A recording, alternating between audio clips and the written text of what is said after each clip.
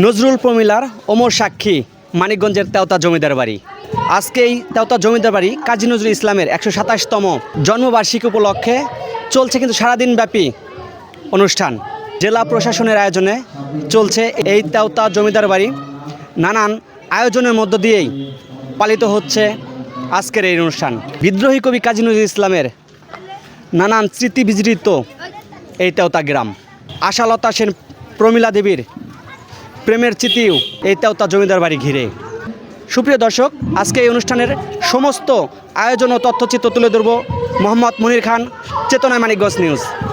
আজ 25শে মে 2026 খ্রিস্টাব্দ।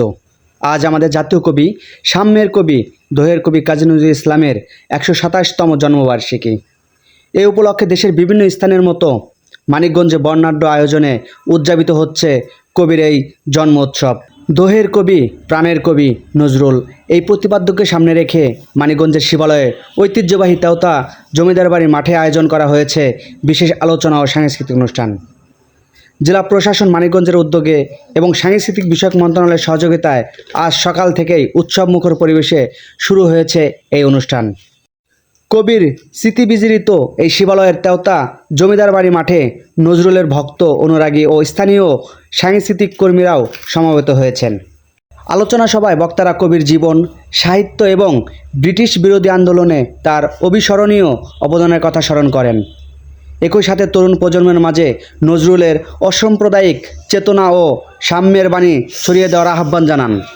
উক্ত অনুষ্ঠানে উপস্থিত হন মানিকগঞ্জ ১ আসনের সংসদ সদস্য এস এ জিন্না কবিরের সহধর্মিণী সাহেলা কবির। তিনি বলেন, বাংলাদেশের জাতীয় কবি কাজী নজরুল ইসলাম শুধু সাহিত্যিক নন, তিনি আমাদের জাতির চেতনার অংশ। আজকের প্রজন্মের কাছে তার আদর্শ সংস্কৃতিকে পৌঁছে দেওয়া আমাদের দায়িত্ব।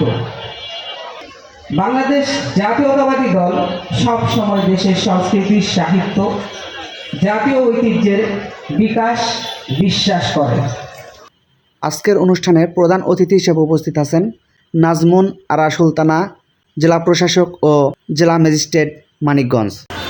আমাদের বিভিন্ন সময়ে একটি দাবি উঠেছে যে আমাদের এই শিবালয়ে তেওতায় নজরুল স্মৃতি বিজড়িত এই তেওতাতে একটি পূর্ণাঙ্গ নজরুল ইনস্টিটিউশন বা নজরুল কমপ্লেক্স প্রয়োজন। এটি নিয়ে আপনাদের জ্ঞাতার্থে জানাতে চাই যে আমরা খুব সিরিয়াসলি চিন্তা করছি যে আমাদের আসলে এটি প্রয়োজন, আমাদের নিজেদের জন্য প্রয়োজন। বিদ্রোহের কবি, প্রেমের কবি, সাম্যের কবি নজরুলের জন্মজয়ন্তীতে আন্তরিক শুভেচ্ছা, অভিনন্দন জানিয়ে আজকে বক্তব্য শেষ করছি এবং আমরা সবাই অপেক্ষা করছি আমাদের সন্তানদের জমজমাট একটি সাংস্কৃতিক অনুষ্ঠান দেখার জন্য। সবাইকে শুভেচ্ছা। আমাদের এখানে তেওতা জমিদার বাড়িতে কবির অনেক স্মৃতি গেঁথে আছে। ঠিক এই প্রাঙ্গণের পরতে পরতে রয়েছে কবির স্মৃতি। এই প্রাঙ্গণের বিভিন্ন জায়গায় কবি কিন্তু তার কবিতা রচনা করেছেন। আমরা খুবই সৌভাগ্যবান এবং গর্বিত অনুভব করছি যে আমাদের প্রিয় কবি, আমাদের জাতীয় কবি কাজী নজরুল ইসলামের এই স্মৃতিময় এই জায়গাটায় তারই ১২৭তম জন্মজয়ন্তীতে তাকে স্মরণ করে আমরা এই বর্ণাঢ্যভাবে আমাদের এই আজকের দিবসটি উদযাপন করতে পারছি। স্থানীয়দের নানানবিধ দাবি এই অনুষ্ঠানকে ঘিরে রয়েছে। যেহেতু নজরুল স্মৃতি বিজড়িত আমাদের এই তেওতা এবং আশালতা সেনগুপ্ত ওরফে প্রমিলার পিতৃভিটা এখানেই, আমরা চাচ্ছি এখানে প্রথমত একটা লাইব্রেরি এবং নজরুল চর্চা কেন্দ্র, একটি বিশ্ববিদ্যালয়। সেক্ষেত্রে মনে হয় এটা পর্যটন কেন্দ্র হলে ভালোই হয় এবং এলাকার জন্য মনে হয় এটা খুব ভালো একটা তেওতা জমিদার বাড়িটাকে আসলে অত্যন্ত ঐতিহ্যবাহী একটা জমিদার বাড়ি। এটা দীর্ঘদিন ধরে আসলে খুব অযত্ন অবহেলায় এই জমিদার বাড়িটা প্রায় ধ্বংসপ্রায় হওয়ার পথে। যদি এটাকে সরকারিভাবে সংরক্ষিত, আরও ভালোভাবে সংরক্ষিত করে মানে প্রদর্শনের জন্য ব্যবস্থা করা হয় তাহলে ভালো হয়। এখানে একটি নজরুল ইনস্টিটিউট হলে ভালো হয়। এছাড়া যদি একটি পর্যটন কেন্দ্র করা হয় তাহলে খুব ভালো হয়। যেহেতু এটা ঐতিহ্যবাহী একটা জায়গা, নজরুলের স্মৃতি বিজড়িত, নজরুল প্রমিলার স্মৃতি, এটাকে জাদুঘর হিসেবে সংরক্ষণ করা উচিত। পাশাপাশি যেহেতু এটা যমুনা নদীর পাড়ে অবস্থিত, এটা যাতে ভেঙে না যায় সেটা সংরক্ষণের জন্য নদীতে একটা বাঁধও দরকার। এছাড়া এখানে যদি একটি নজরুল বিশ্ববিদ্যালয় করা হয় তাহলে অত্র এলাকা সহ সারা বাংলাদেশের মানুষ উপকৃত হবে বলে আমি আশা করি। তেওতার এলাকার পক্ষ থেকে এবং তেওতা ইউনিয়ন পরিষদের পক্ষ থেকে, শিবালয় উপজেলা পরিষদের পক্ষ থেকে আমাদের একটাই দাবি যে তেওতা জমিদার বাড়ি যে নজরুলের স্মৃতিগুলি, সেই স্মৃতিকে যাতে ধরে রাখা যায় এবং তাকে নিয়ে সারা জীবন মানে পৃথিবী যতদিন থাকবে এখানে যাতে চর্চা হয়, নজরুল সম্পর্কে গবেষণা হয়, সেই ধরনের একটা প্রতিষ্ঠান এখানে হোক। এখানে অবশ্যই একটা ইউনিভার্সিটির দরকার। কাজী নজরুল ইসলাম বিশ্ববিদ্যালয় হলে সবচেয়ে ভালো হয় তার নামে।